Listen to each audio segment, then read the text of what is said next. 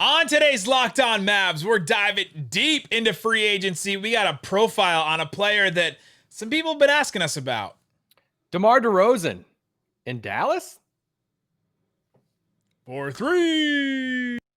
It's the Locked On Podcast Network, your team every day.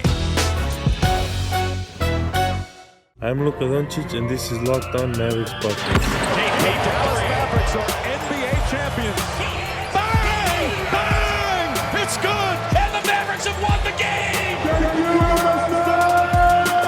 If you don't believe, you shouldn't be here.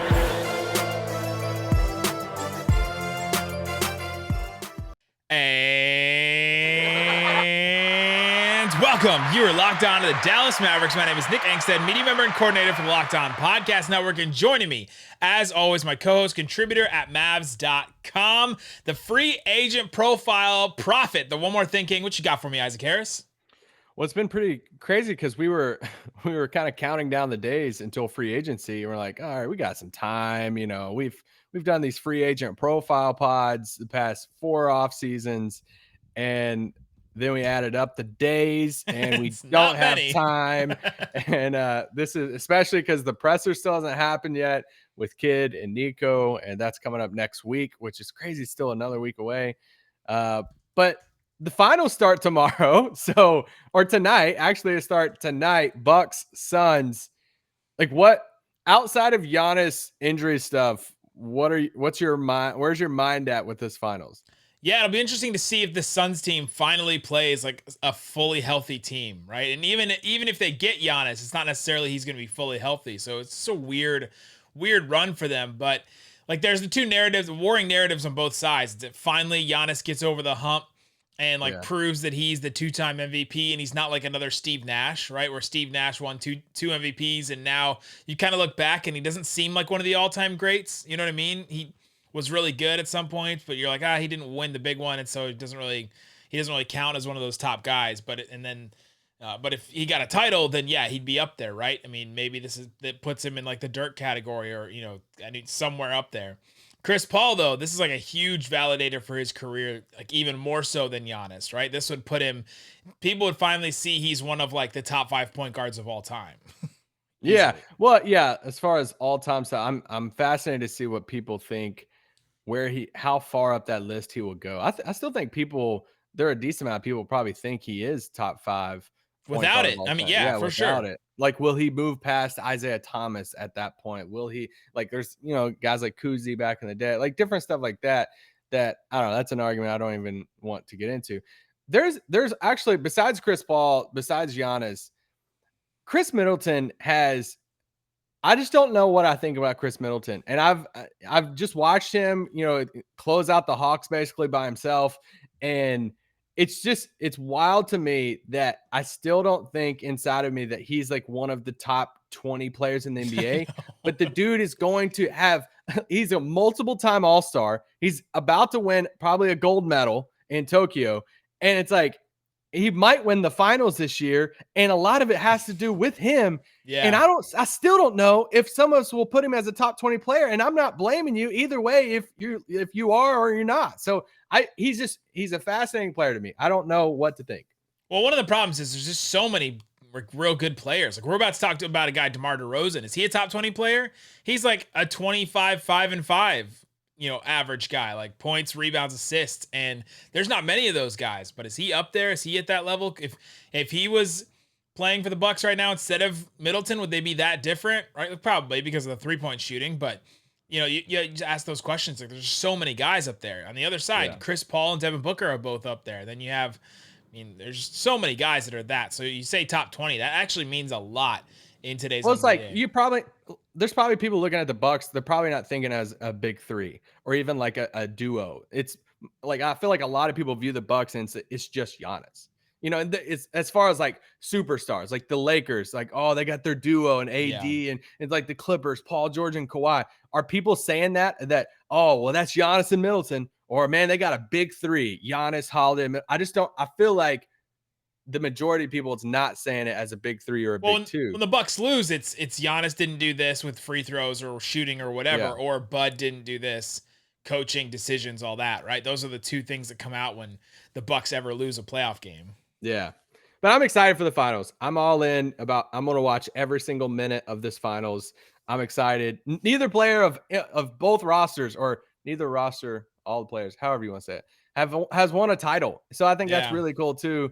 And I'm excited for whatever fan base wins. So, and the only one that's been there is Jay Crowder, right? I think I saw that. He's the only one. PJ Tucker's never been to one. I don't think so. Dang. Nobody's been to a finals either, which is kind of wild. So there you go. That's some finals talk. That's coming up tonight. If you guys are interested, if you're watching this, listening to this on Tuesday. By the way, if you're not watching our YouTube channel, you're missing out. Some good stuff up there. If you heard yesterday's intro to the podcast and you wanted to know why it sounded like we were outside, it's because we were. If you wanted to know why it sounded like we had sparklers, it's because we did. Go watch just the intro. Even just the intro of our podcast yesterday. It was absolutely great, celebrating our country. Slovenia. Today's episode is brought to you by Michelob Ultra. 2.6 carbs, 95 calories. It's only worth it if you enjoy it. Stay tuned for the Ultra Player of the Week coming up soon in the episode.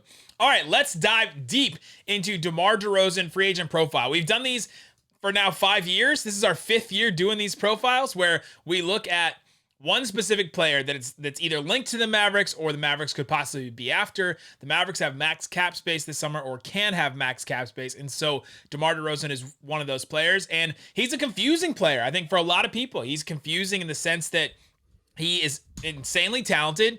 If you remember with the Mavericks, like he hit a game winner against the Mavericks, and that was a real that shot. I always think about it because that shot could be the difference between the Mavericks like winning a first round playoff series or losing to the Clippers in the first round because of how late in the season it was and everything that it meant. But so he's hit clutch shots. He's a really good scorer. He's been around for a while, but he's just an odd player because he doesn't shoot threes and he's just not good at shooting threes. And so what is his value? What does he mean? And so we want to take, and we'll do this for a couple other players. We'll do this for Kyle Lowry. We'll probably do it for Kawhi. We'll probably do it for Mike Conley and bring that one back. Lonzo and John Collins. We'll probably do full pods on these guys, breaking down their game to see if it's worth it for the Mavericks to invest a whole lot in these guys. So DeMar DeRozan, 6'6", guard, wing, 31 years old. He averaged 21.6 points last year, 4.2 rebounds, 6.9 assists per game in San Antonio. Let's start with a couple of strengths for him and the positives here. He is an incredible scorer. He can score on two levels, and elite at 2 levels, I would say. Since 2013, he's 9th in the NBA in points per game at 22.8. So he's been doing it for a while too. It's not like he just started and he just became a 20 point per game scorer. He's been this for a while. The Spurs last season were 6.4 points per 100 possessions better with DeRozan on the floor. And he was with the starters with a team that didn't necessarily have a very strong starting group that just was pretty deep overall. So I think that's saying a lot about what DeRozan can bring to an offense. Like, who are the other offensive players for the Spurs that really brought it in any way, right? Like, I guess you could say Derek White, Lonnie Walker, right? Like, there's not many of those starters that really brought a ton to the table offensively, and DeRozan was the guy, the focal point. And so I think that was really positive.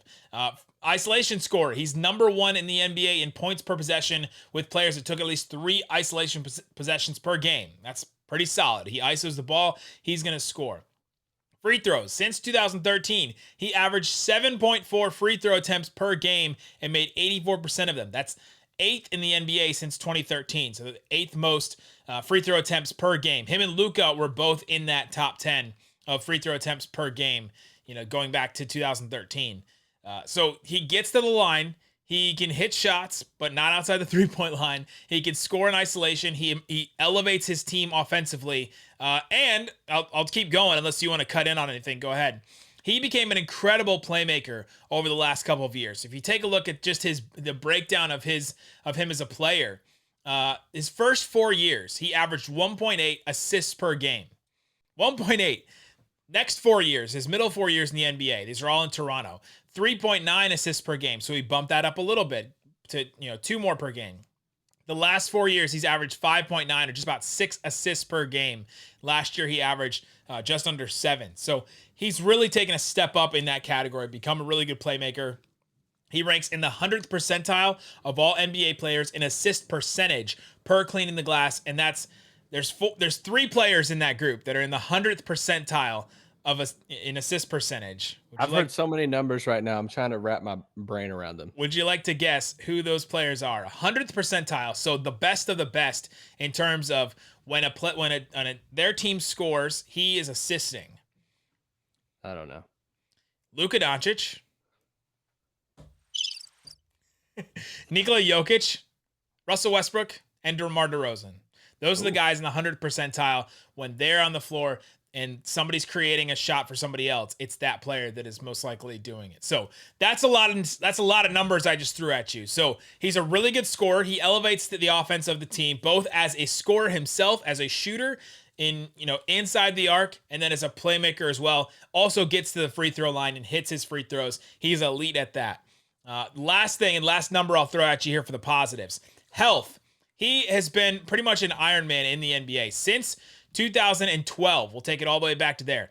He's played in 659 out of the possible 717 games. And that's even considering games he possibly rested for. I wasn't going to go back and look at all those. But he played 92% of games going back to 2012. Like, that is reliability. That is a guy that's going to stay on the floor. He's been on the floor. He's not taking a bunch of nights off. He missed 11 games this past season for back spasms and a quad contusion. Just a couple of minor things, but it was never more than 3 games in a row. So it wasn't like he was out for long stretches of time. So he is an Iron Man, good scorer, good playmaker. Like, those are the positives for him. And so I'll send it back to you and let you do some positives after. Let's take a break. I just went for like 5 minutes there, but coming up, we'll get into some more positives. We'll break down the negative and everything about DeMar DeRozan, but we got to talk about our Michelob Ultra Player of the Week, and it has to be Luka, and it has to be Luka specifically in a Slovenian jersey, right? Like, it just has to be. Not as good as what we did the other day, but he has to be it. I mean, just. This Michelob Ultra is all about joy, happiness, enjoyment. And I did not get more joy or happiness or enjoyment out of anything this week than I did seeing Luka Doncic, especially right when that game ended against Lithuania, where he has the ball in his hands and he smashes it against the ground and it bounces all the way up in the air. Like, it reminded me of Kobe. Kobe did that in one of the finals in 2009 or 2010. When the Lakers won, and he smashed the ball on the ground. I think Dwayne Wade did that in one of the Heat's titles, not the 2006 one, but some of the other ones where you slam the ball and gets the ground, and just you're so excited and so happy, and you almost feel that, right? Like, you almost feel Luka's joy and excitement in winning that game for Slovenia, putting them in the Olympics, and he just has to be our guy. Oh, hands down. And he's about to be our guy for the next 2 months because they're about to go on a run in the Olympics and win a medal. Well, there's going to be a free agent or two maybe that the Mavs add. If they add Kawhi Leonard, he's our player of the week, right? Like, there's no getting. I don't care what Luka does in the Olympics. Kawhi would be our player of the week. But yeah, joy creates success. Enjoyment isn't the end game. It's the whole game, and that's what you get with Michelob Ultra. There you go. Luka Doncic, our Michelob Ultra player of the week. All right, Isaac Harris, so I just went over a whole bunch. Anything you want me to clarify that you feel like the listener, from all those stats that I brought, all the positives that maybe blew over a listener's head because I went over them a little fast? No, I liked your durability one. I didn't really look into his durability a lot, and I really like that because especially with Mavs fans, a lot of has been made over the past year or so is, resting and just so much with that and games off and, a certain portion of fans that get mad. It's like, oh my gosh, it's OKC. Why aren't we, playing everybody against OKC? But then we're resting people. So having a guy on your team that is going to play a majority of the games, that sounds really cool too. It does sound pretty cool. And another thing is just a reliable scorer. Like, I bring this up a little bit. We're going to talk about problems that he solves. I think that's another thing. But yeah, those are the strengths that I brought. Any other strengths you wanted to bring? Yeah, well, yeah, couple bigger things for DeRozan. He's such a polarizing player in today's game because you take him back to the 90s, early 2000s. This dude's a Hall of Famer, and I mean, heck, by the standards of Hall of Fame right now, he still might get in. But I mean, he's such an incredible mid-range guy, and he's a guy that I feel like a lot of people, like if he was on, let's just say he's on the Mavericks next year and they go on a deep playoff run, how many tweets are we going to see from people across the league? And they're like, DeMar DeRozan, mid-range ain't dead. I told you. And because he can get buckets and he's one of the best isolation players like you said, you gave that great stat. I pulled some stuff up on Synergy, just as far he's in the 96th percentile as far as isolation points per game is over 1.1, which is really, really good isolation player. Points per possession. Yeah, points per possession on that. So incredible that four-time All-Star, although he hasn't made an All-Star game in the past 4 years, but four-time All-Star before that. He's averaged over 20 points per game the last 8 seasons. That is not that's not a very easy thing to do, but he's incredible when he gets around the basket, when he is in isolation in that mid-range. We've talked in the pick and roll too. Like I was looking at some of his pick and roll numbers. He is incredible running the pick and roll. That's actually his highest percentage of his offensive possessions is running the pick and roll that he did last year in San Antonio. So he's great at that. So when you're looking at who can you put alongside Luka Doncic, that not only can he play alongside Luka, but who is that guy that can run the offense and you can run offense through him whenever Luka's off the floor. It's something we've been tracking over the past year or so. Man, DeMar DeRozan, let's go. I mean, the dude can run pick and roll. He can score in isolation. If Luka's off the floor, DeMar DeRozan can go get you buckets and keep the offense afloat. So that's a huge positive when we're looking at anybody that you're adding around Luka. You bring up that he's averaged over 20 points per game for the last 8 seasons. There's 7 players in the NBA that have averaged 20 points per game or more over the last 8 seasons. Ooh. You ready for them? You want to guess? Try to guess any of them. So DeRozan's one of them. So now there's 7 or there's 6 left. Rattle them off. Steph Curry, Anthony Davis, James Harden, LeBron James, Damian Lillard, Russell Westbrook. That's a list right there to be a part of. Durant's not part of it because he didn't get there with one of those seasons because of injuries. Kyrie Irving's not but yeah, that's the list. Steph Curry, Anthony Davis, DeRozan, James Harden, LeBron James, Damian Lillard, Russell Westbrook have scored 20 points per game or more in each of the last 8 seasons. And then you could go on top of that and look at his assist numbers that you mentioned this, and we have it as a category later on. I don't know if we might get to all of our categories, but one of the misconceptions I think about him is when you look at, just take his name out of it, when you look at great isolation scores, I think some people you get wrapped in your head, it's like, oh, well, they don't really pass the ball because they're just such a great isolation score. That's not the case for him. He's a good playmaker. He averaged right at 7 assists last season. He was 11th in the league in assists per games last year.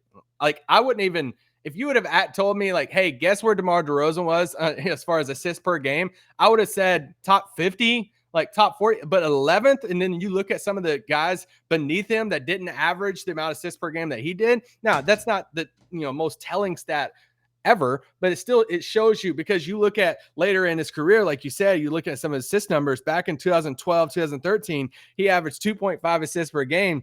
That's close to 2.6. Today on the road to the finals, our NBA playoffs coverage is brought to you by Michelob Ultra. It's only worth it if you enjoy it. And at not 2.5, 2.6 carbs and 95 calories, we can all enjoy the games a little bit more this season.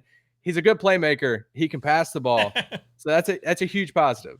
Those are all the positives. I think we got to pretty much all of them with DeMar DeRozan.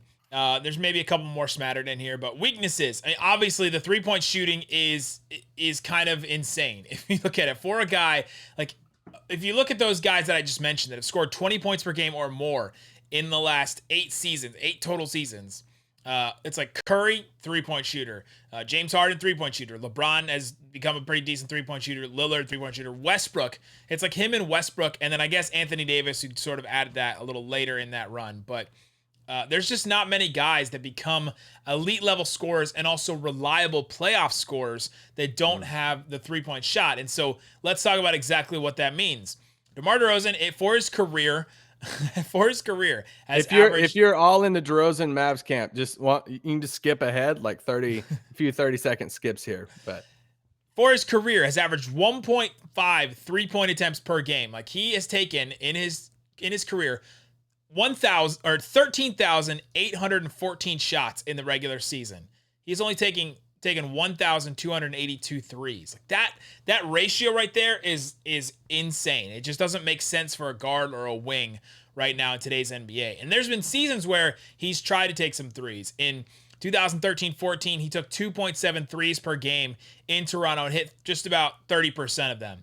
And then later, a couple years later, In 2017-18, he took 3.6 threes per game, and he hit 31% of them. But the rest of them, it's either not even one or just a little over 1 3-point attempt per game. So like he'll take some. It's like he won't take any. He's not Ben Simmons, right? He won't take He won't take any, and he can shoot. Like he'll shoot credibly along too. It's just something about taking a step back beyond the 3-point arc that he doesn't do. And in San Antonio, his 3-point attempts went even farther down. Like his first 2 years in San Antonio, he averaged 0.6 and 0.5 3-point attempts per game. And last year it was 1.2, so it's not even that much higher. So he just doesn't take threes. Maybe he's better than we think, and he just hasn't taken him in games, but it's just not part of his game to take a three. And so that limits you as an offense. It limits you as a scorer, I think, because you're not stretching the defense to that 3 levels, right? Some guys like Lillard and Curry and Trae Young are adding a 4th level, right? Where there's just, you have your regular 3 and then you have your deep 3, like your deep ass threes. Those are the ones that add like a 4th level of scoring.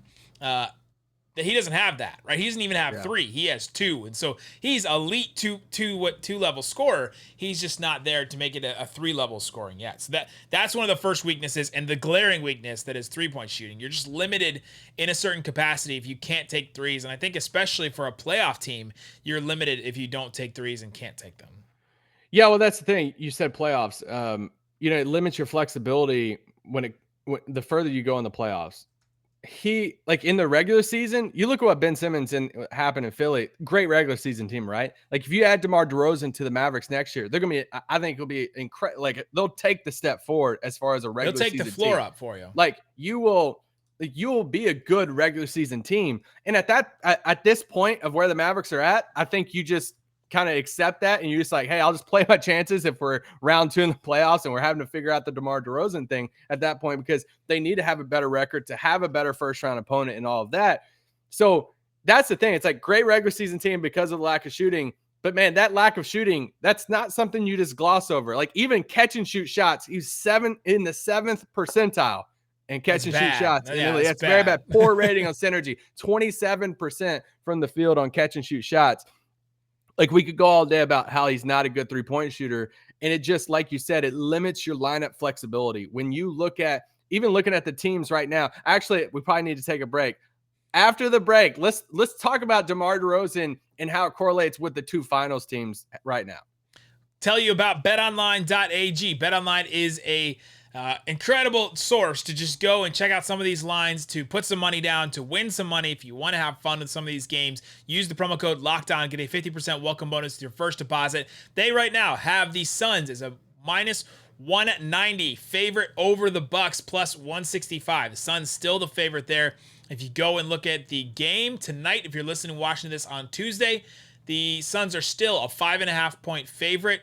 I think the money line changed though. They're minus 240 for the money line. So if you want to just pick the Suns straight up to win this game, you don't have to pick the spread or the margin of victory or whatever. You can just bet them on the money line. They're minus 240. The Bucks are plus 200 to win this game. So you can get there's some odds there for the Bucks if you decide to go there. The over-under, let's do this one. The over-under for this game in scoring is 218.5 points. You think they go over or under? Because I'm going way under. This is going to be a deep, both these teams, no finals experience for either of these teams. They are going to be chucking up shots and missing like insanely. I'm going under that 218. I guess so. It just feels like that. It feels like 109 is so low in today's game. But I guess I'll agree with you just because it's the nerves and everything. Again, use the promo code LOCKEDON, get a 50% welcome bonus with your first deposit. BetOnline, your online sportsbook experts. Also, I want to tell you about Rock Auto. This episode is brought to you by Rock Auto. With the ever-increasing number of makes and models, it's impossible for your local chain auto parts store to stock all the parts that you need. Why endure often pointless or seemingly intimidating questions? Is your Odyssey an LX or an EX? You can just go and type that in yourself.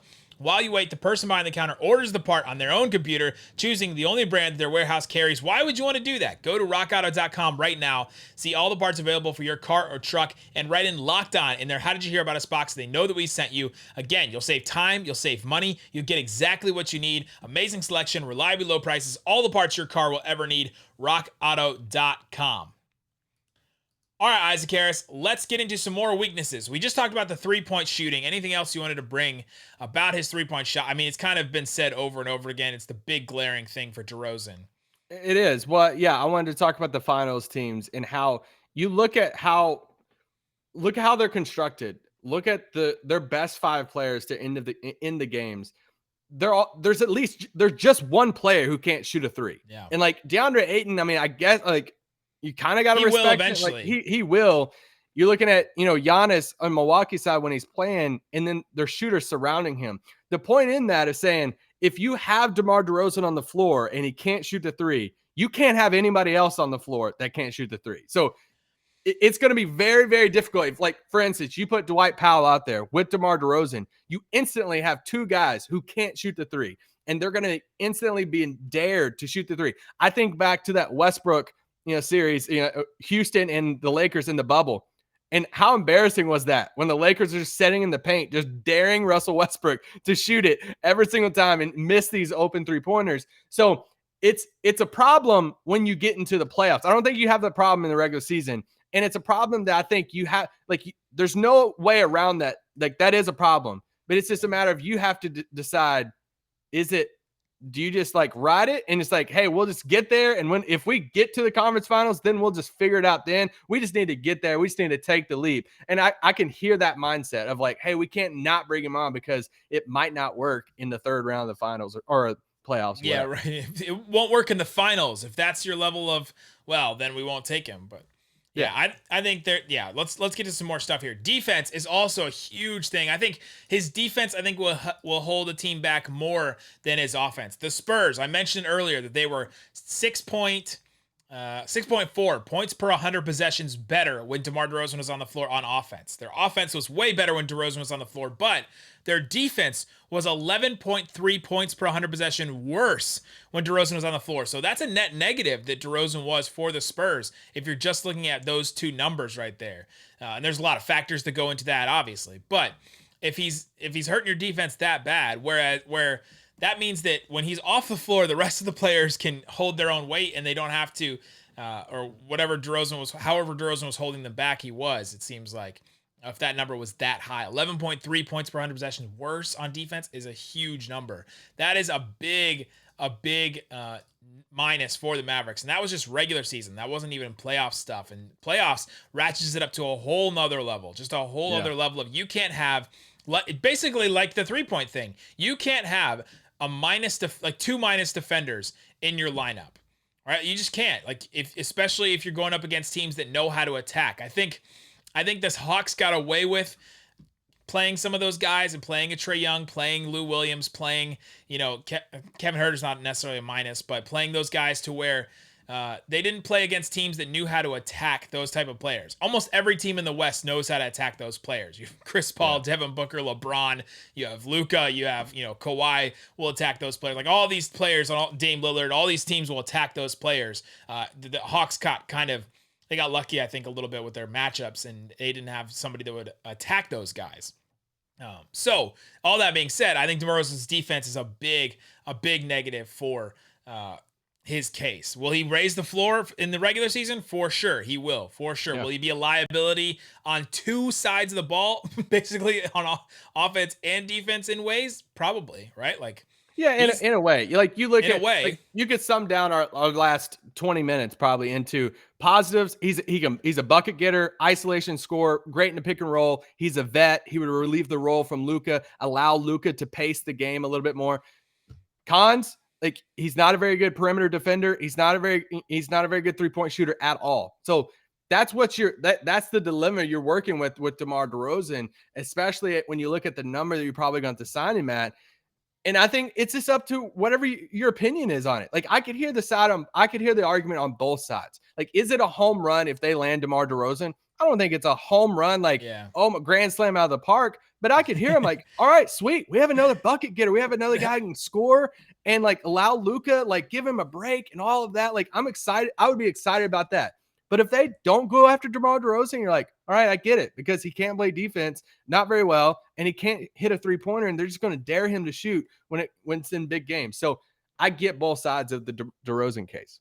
Couple other things I wanted to get to. Playoff experience. He's played in 58 total playoff games. That's pretty good. He made the Eastern Conference Finals back in 2016 with the Raptors, but his teams have only made it past the first round 3 times in his whole career. So it's not like we're getting this guy that's been to the finals, that has all this playoff experience. Like, he's made it a couple rounds, but he hasn't made the finals, and only played that one Eastern Conference Finals where they just got waxed after winning 2 games against, like, they won 2 games against LeBron, and then they just got destroyed the rest of the way. So playoff experience is both a positive and a negative. Problem solved. If the Mavericks signed DeMar DeRozan, these are the problems that he solves for you. He becomes your extra playmaker, like you said, your secondary creator. You absolutely need. He's a veteran. He's a veteran. He's actually become I think even a more effective veteran playing in San Antonio. He could have asked for a trade out of there when they went really young and decided to go with a bunch of these young guys, but he decided to stay there and be the veteran, and I think that's real positive.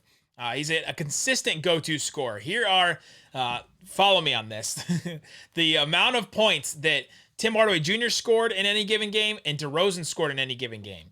Tim Hardaway Jr. in any given game last regular season scored 9 or less points 13 times. DeRozan scored 9 or less points 3 times. So DeRozan in every single game besides 3 scored at least 10 points, which is a big positive. He just consistently brings it. Tim Hardaway Jr. scored 10 to 19 points 39 times last season, so in that range. DeRozan did it 32 times. This is where it gets you. Tim Hardaway Jr. scored 20 to 29 points 13 times last season, 13 total times. DeMar DeRozan did it 29 times. Like, he just elevates you to that next level score and brings it consistently too, which is something the Mavericks need, especially if Porzingis is going to be out for games. Luka will probably miss some extra games this season because of the Olympics and the load he's had to carry this summer and all that. So he would be there and be that consistent scorer that you need, where Tim Hardaway Jr. couldn't do that last season. Brunson couldn't do it last season. Like, nobody else could really bring it consistently, but DeMar DeRozan would. And you can run Luka off the ball with him too. It's like, we haven't got to see Luka really play off the ball as much. They've tried it at times. It's just Brunson can only go so far in that. And I get some people are probably, that's in the whole like DeRozan to Mavericks camp, are probably saying, well, just give the ball to DeRozan and let Luka play off. And then you have 4 shooters around DeRozan. That's amazing. And that sounds great in the third quarter. But the problem is, it's when it's at the end of games, and don't lie to yourself. If DeRozan has the ball and he misses a few shots in the clutch moments and Luka's standing in the corner or playing off of him, you're going to be throwing a fit because Luka doesn't have the ball. We want the ball in Luka's hands, but when you have a non-shooter, a non-3-point shooter around him, that's where it gets issue. But also here of like, all right, Isaac, why are we nitpicking as far as the last few minutes of a game? That's why we don't want somebody. I'm not saying that either. We're just pointing out the weaknesses of like, that is a problem that would happen in a game 6 or game 7 of a playoffs. And are you okay with possibly benching a $30 million player? And that's the next question. How much money will he get this offseason? What's the situation he goes to? Because I don't think a finals contending team comes swooping in for DeRozan. I don't think they come swooping in saying they're going to reconstruct their whole roster for him. I think you're looking at 2 different situations. I think you're looking at a bad team out there with a lot of cap space saying, we'll give DeMar DeRozan, a bigger contract and say, let's go. Let's like raise our floor a little bit.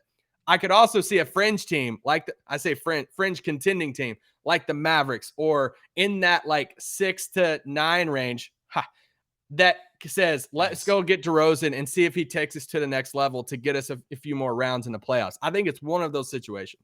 Yeah, for sure. These are the teams outside of San Antonio. San Antonio has the most. They have like $60 million in cap space if DeRozan doesn't resign. Charlotte, Dallas, Miami, New York. Could you talk yourself into any of those teams? New York is actually an interesting one. That's a real interesting one for DeRozan. He could go there with someone too. Yeah, right. Like if him and Lowry's like, hey, we want to go to New York together, they could. Like or if he was good friends with Kawhi, like him and Kawhi could go. Like they have enough money for each other. I'm not sure that. That's true. They have enough money to they could get 2 guys. I went to Bobby Marks's. He has really good ESPN Plus articles about offseason reviews, and he has a thing called Profit X, which projects the salary based on fit and based on market and based on stats and all that stuff. And he projected that DeMar DeRozan would get between $24 and $31 million for the first year of his contract. Right, that's between $24 million is something, and then 31 is up to the max there. Couple other things I wanted to bring up. Age comparison. This is something we did a couple years ago. DeMar DeRozan will turn 32 in August. He is 2 years younger than Mike Conley, but only 2 years younger than Mike Conley. Doesn't he seem like he's way younger than Conley? Kind of puts Conley's age. He'd be the oldest person on the Mavericks. Right? Yeah, he would. DeRozan. Yeah, for sure. Yeah. He's about a year and a half younger than Steph Curry, which is wild that Curry is older than him. And DeMar DeRozan is the exact same age as James Harden and Jimmy Butler, if you wanted to compare those guys. Roster fit, I think that it'd be really interesting to have a Luka, DeRozan, Dorian, Porzingis lineup, but then all of a sudden you can fit that fifth starter, be a guard, a big, or a wing, right? Like whoever it is, you could fit a way in there. It may not be Boban or somebody like that, but you could find somebody like that. Yeah, and his you probably still want a guard in that scenario because you're not. Yeah, that's asking Dorian to take the Damian Lillards of the world because you're not going to put DeRozan on them. But man, having if you want to do the big three, having a big three of a healthy KP with DeRozan and Luka, let's go outscore people. Last two more stats for you. He played 69%. Ooh, nice. Of his minutes at 4 last season with San Antonio. They played these strange lineups where they played a bunch of these guard wings, like hybrids that they have, and then like Jakob Poeltl at the 5 or somebody like that. That was pretty interesting. And then his usage percentage it's been over 26 since 2013-14. Like that's a high number. To compare that, Luka last season was 36. So it's not like he's that level where has the ball all the time. KP last year was 26. So you're introducing a player that wants the ball as much as Porzingis has it right now, and Porzingis wants it more than he has it right now, right? So that in and of itself is a very interesting thing. Tim Hardaway Jr.'s usage percentage last year was 23, by the way, which is interesting to put that in perspective as well. And you brought up Tim there. One more thing. It's fascinating to think. Well, actually, we got a couple more, but it's fascinating to think that like if you get DeRozan, like Tim's walking. Unless you do some type of like sign and trade or something like that to get DeRozan and bring back Tim, all that. But let's just say you're swapping them out. Tim's by far the best, the better 3-point shooter. Yeah. They're about equal when it comes to like defense. But then DeRozan gives you those tier scoring, right? He gives you that isolation player. He gives you the guy that you can run the offense. Like you're handing him the ball and saying, run the pick and roll, go get me a buck in isolation. Instead of when you have Tim, it's, hey, how can we run Tim off screens? How can we get Tim open? DeRozan gets himself open.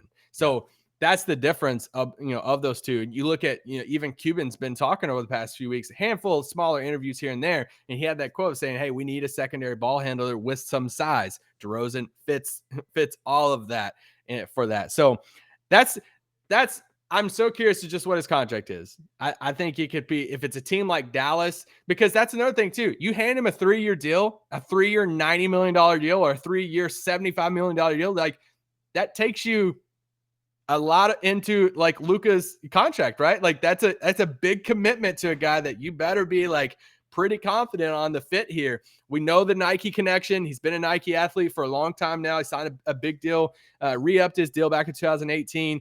All big time Kobe guy, Nico Harrison connections and all of that. So it's not like DeRozan's one of the guys that I'm looking at and I'm saying, I'm not like even shutting the door at all. I'm leaving the door completely open for DeRozan, because if DeRozan signs with the Mavericks in the first week of free agency, I'm not shocked. I'll be shocked about some of the other guys. Like Kyle Lowry can fit with any of the best teams in the league. If the Lakers went out and cleared all the space right now and said, Kyle Lowry, come here, I just don't think a Lakers type of team is going to do that for DeRozan. And I think a team like Dallas could be sitting there on night one, sitting there saying, hey, we'll give you 2 years, $50 million or whatever it is. Come be the secondary, playmaker alongside Luka. And I think that would be really enticing to him, because he could still be in the playoff. He can be back in the playoffs and have a big role and all of that. So I think this is actually a decent possibility when it comes to free agency.